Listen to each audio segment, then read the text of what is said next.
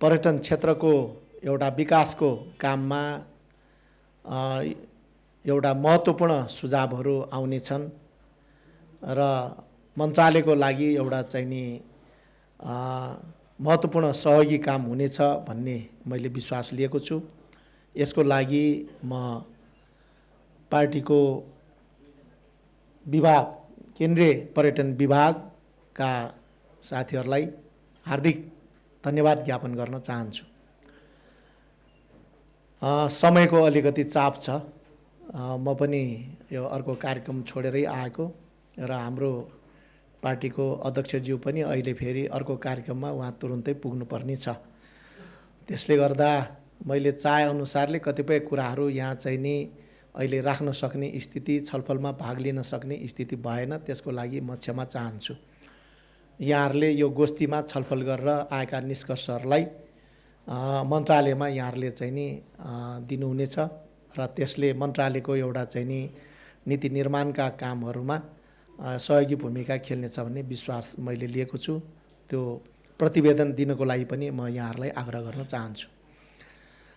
अर्को निश्चित रूपमा अब समस्याहरू छन्, चुनौतीहरू छन् र जहाँ समस्या र चुनौतीहरू हुन्छ त्यहाँ अवसरहरू पनि सँगसँगै आइरहेका हुन्छन्।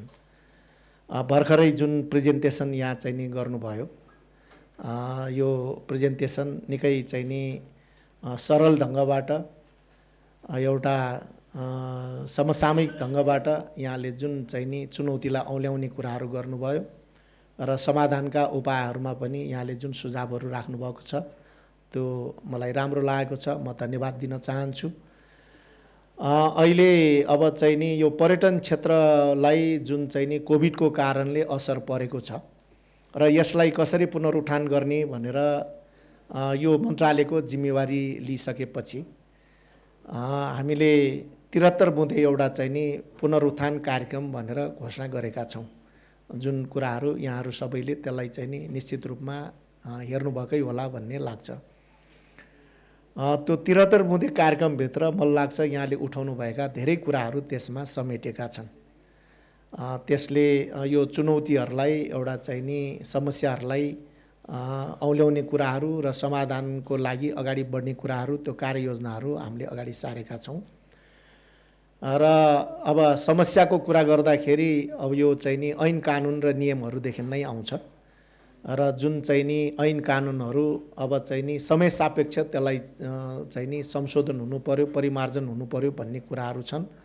त्यसमा हामीले केही कामहरू अगाडि बढाउने सुरु गरिसकेका छौँ। यसले केही समयहरू लिने निश्चित रूपमा हुन्छ नै। अर्को भनेको अब यो जुन चाहिँ नि पर्यटन क्षेत्रलाई कसरी चाहिँ नि पुनरुत्थान गर्ने र पर्यटकहरूको गन्तव्य स्थल नेपाल कसरी बनाउने भन्ने कुरा हाम्रो चाहिँ नि मेजर कुरा हो। नेपाल हामी सबैले भन्छौँ एकदम प्रकृतिको वरदान हो, यो एकदम सुन्दर छ, प्राकृतिक रूपमा एकदमै सुन्दर देश छ।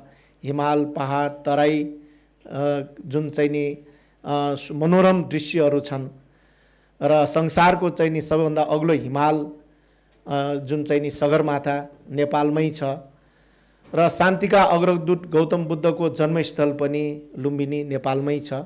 यति ठुलो एउटा चाहिँ नि हामीसँग पर्यटन क्षेत्रको हिसाबले भन्नु पर्दाखेरि एउटा यो चाहिँ नि डायमन्ड हो, विश्वमै नपाउने एउटा चाहिँ नि डायमन्ड हो।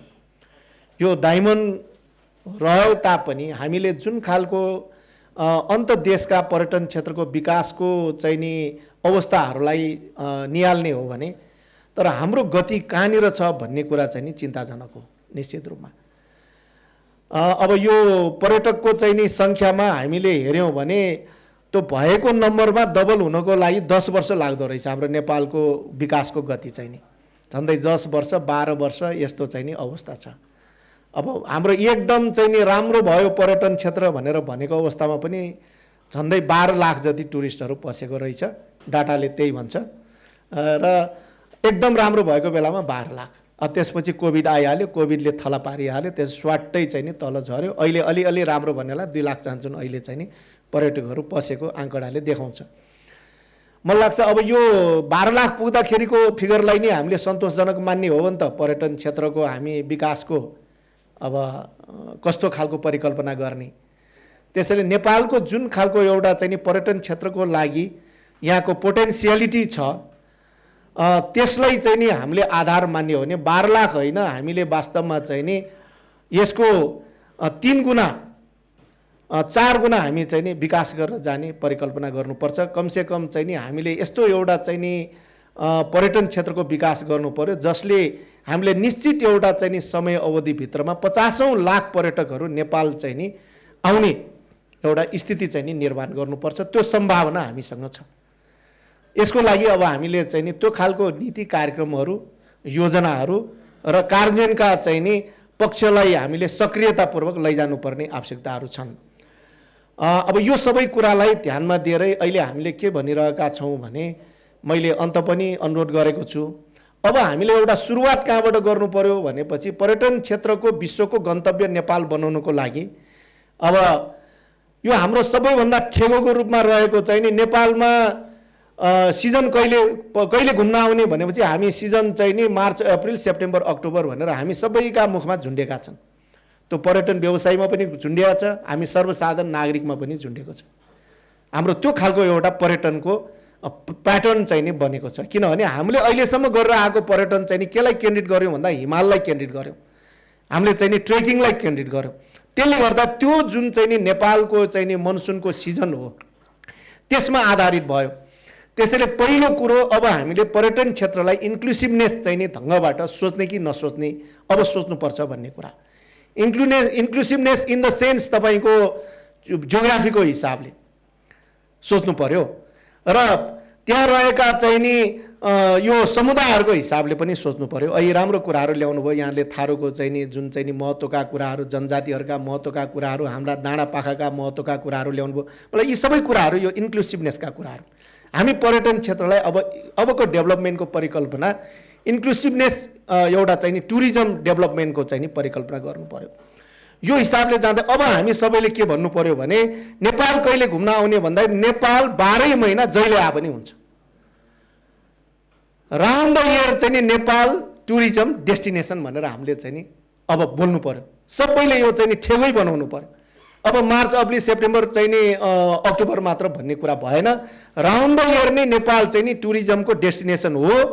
यहाँ चाहे जाडोमा आउँ, चाहे चाहिँ नि गर्मीमा आउँ, चाहे चाहिँ नि जुनसुकै ऋतुमा आउँ, घुम्ने ठाउँ छ, यहाँ इन्जोय गर्न सकिन्छ भन्ने कुरा हामीले चाहिँ नि लैजानु पर्यो। यो चाहिँ नि एउटा ब्रान्डिङ नै सुरु गर्नु पर्यो भन्ने कुरा। अब अर्को कुरा भनेको हामीले रिब्रान्डिङ चाहिँ नि गर्नु पर्यो। अब हिजोको ब्रान्डिङले नेपालको टुरिज्मको प्रमोसनका कुराहरूमा अब पुगेन। त्यसैले अब रिब्रान्डिङमा चाहिँ नि हामी जानु पर्यो। यो हिसाबले हामीले अब 12 महिना टुरिस्टको सिजन हो भनेर भन्ने बित्तिकै हाम्रो चाहिँ नि जुन देशैभरि रहेका हाम्रा सबै प्रदेशहरूमा रहेका जुन एउटा राष्ट्रिय महत्त्वका हाम्रा त्यहाँ चाहिँ प्राकृतिक केन्द्र मनोरमका चाहिँ नि ठाउँहरू छन्, हाम्रा चाहिँ नि धार्मिक महत्त्वका चाहिँ नि ठाउँहरू छन्, हाम्रा चाहिँ नि त्यो चाहिँ नि एउटा जुन पर्यटकीय महत्त्वका चाहिँ नि ठाउँहरू छन्, यो चाहिँ नि सांस्कृतिक महत्त्वका ठाउँहरू छन्, जुन चाहिँ नि एउटा खेलकुदको हिसाबले महत्त्वका ठाउँहरू छन्। यो कुराहरूलाई हामीले चाहिँ नि अब एक्सप्लोर गर्नु पर्यो। त्यसैले हरेक प्रदेशमा भएका अहिले एउटा के कुरालाई हामीले अगाडि सार्न खोजेका छौँ भने हरेक प्रदेशमा अब सबै कुरा एकैपल्ट सबै विकास गरौँ भन्यो भने त्यो सम्भव हुँदैन। किनभने हाम्रो इकोनोमीले पनि त्यो अवस्था चाहिँ नि हाम्रो छैन।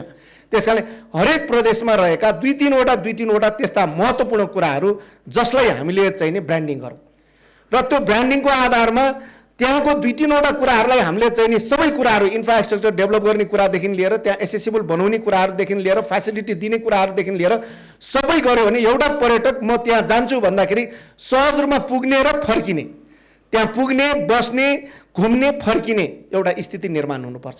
हामी पर्यटन क्षेत्रको विकासका कुरा गर्दाखेरि खालि चाहिँ नि ठाउँ मात्र छ भनेर भएन, त्यसलाई चाहिँ नि इन्फ्रास्ट्रक्चर चाहिँ नि डेभलप गर्नु पर्यो। हाम्रो समस्या त्यहाँनिर छ। त्यसो भएको हुनाले यो प्रत्येक ठाउँमा रहेका महत्त्वपूर्ण स्थलहरूलाई हामीले चाहिँ नि छनौट गर्ने र त्यसलाई चाहिँ नि ब्रान्डिङ गर्ने र त्यसको लागि इन्फ्रास्ट्रक्चर डेभलप गर्ने, यो कुराहरू हामीले गर्नुपर्छ। र त्यसो भयो भने मात्र अनि राउन्ड द इयर पनि डेस्टिनेसनको रूपमा हामीले विकास गर्न सक्छौँ। आउने पर्यटकहरूलाई धेरै दिन हामीले चाहिँ नि टिकाउनु पनि सक्छौँ। अहिले हाम्रो चाहिँ नि डाटाले हेऱ्यौँ भने एउटा पर्यटक कति दिन आएर बस्यो भनेर हेऱ्यौँ भने यहाँ 13 दिनको चाहिँ नि आँकडा देखाइरहेको छ। त्यो 13 दिन कसरी भयो भने हिमाल चढ्नेको सङ्ख्याको कारणले भइरहेको, त्यो एभरेजमा लिएको चाहिँ नि त्यो भनेपछि सामान्य यहाँ शहरमा आउने पर्यटक, धार्मिक रूपले आउने पर्यटक कति दिन बस्छ भन्दा 1 दिन 2 दिन 3 दिन, योभन्दा त छँदै छैन। रियालिटी त त्यो हो। त्यसो भएको हुनाले यो एभरेजमा गएर हामी सन्तुष्ट हुने ठाउँ छैन।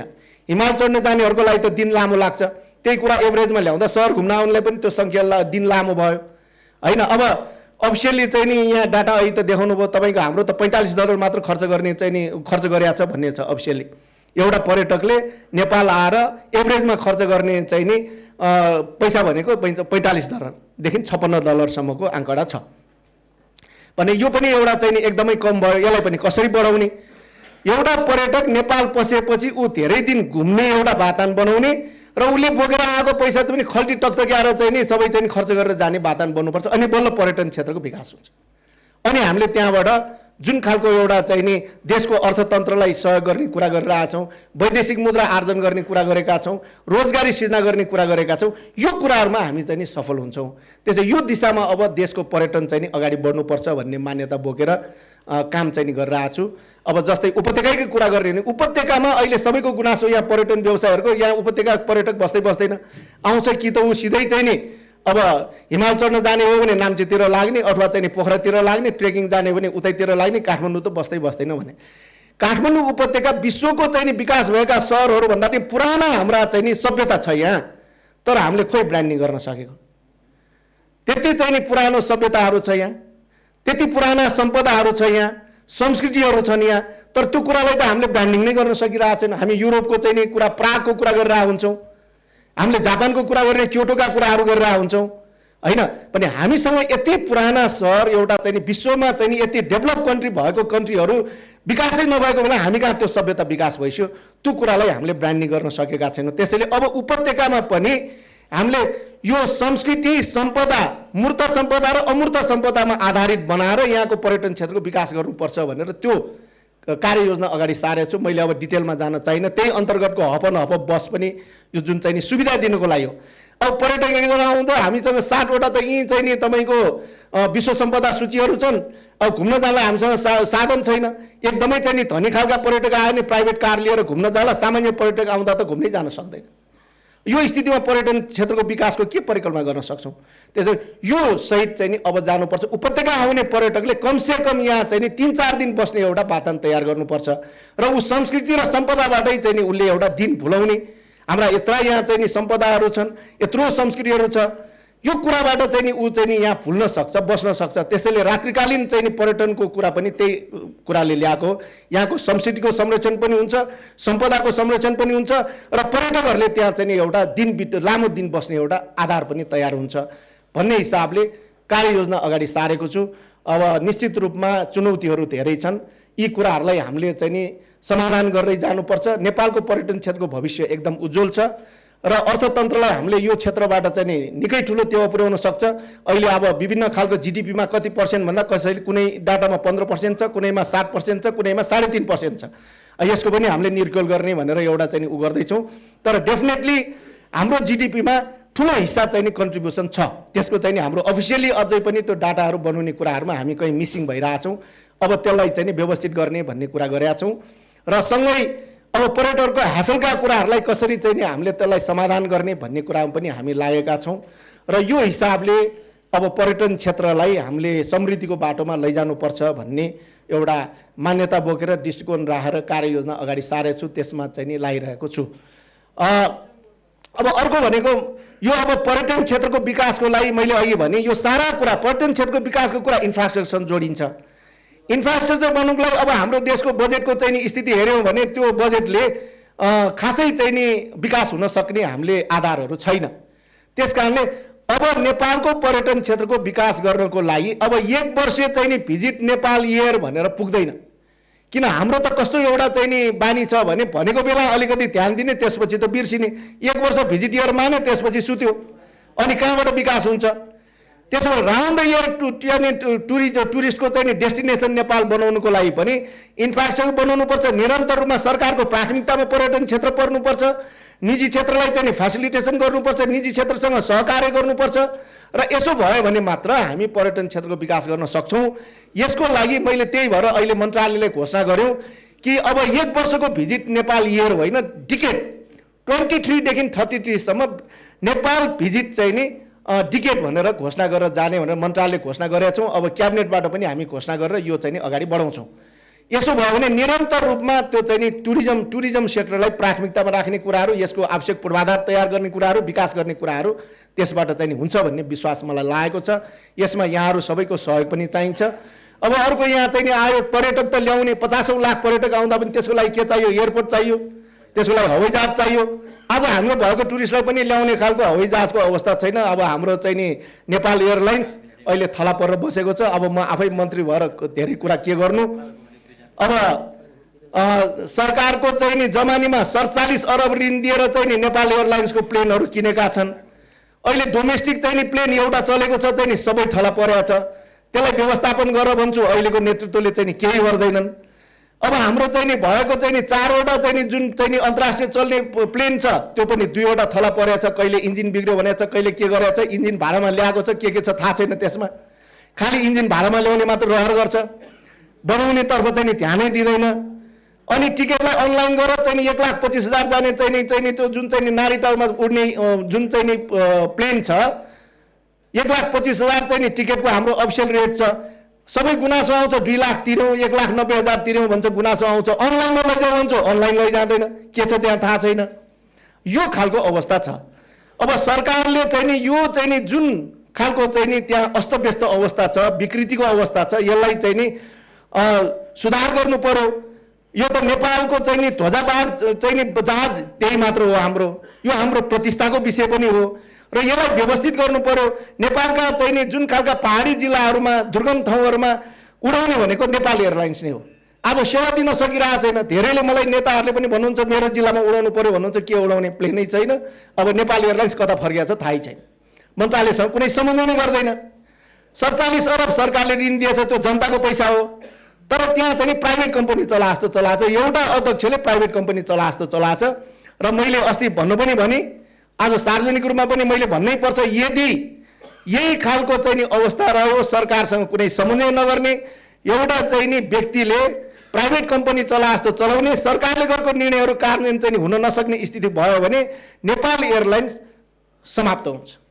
त्यहाँ अहिले भएका कर्मचारीहरू पनि सबैले त्यो उनीहरूको भविष्य चाहिँ नि अन्धकार हुन्छ एउटा व्यक्तिको कारण। यो ठुलो एउटा चाहिँ नि चुनौतीको विषय हो। तर आज किन यसो भइरहेछ भन्दाखेरि अब सम्मानित अदालतले आदेश दिएछ, सरकारले चाहिँ नि त्यसलाई सुधार गर्नको लागि जुन निलम्बन गर्यो होइन।